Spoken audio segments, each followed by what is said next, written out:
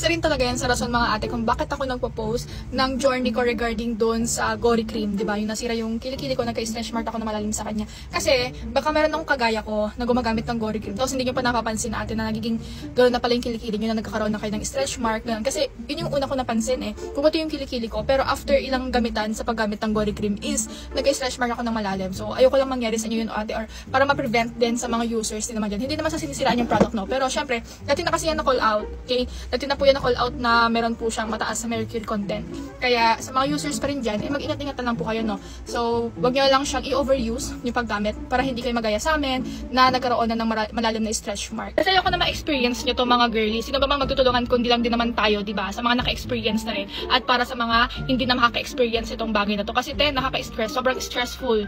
Di ba? Ayoko mangyari na sa inyo to. Kaya, sinishare ko. Kasi ako, wala akong napanood dati na ganito. Sobrang late na before ka pa nalaman. Di ba? Kaya ngayon, sinasabihan ko na kayo, girl, mag-ingat kayo sa paggamit yun ng mga products sa kilikili.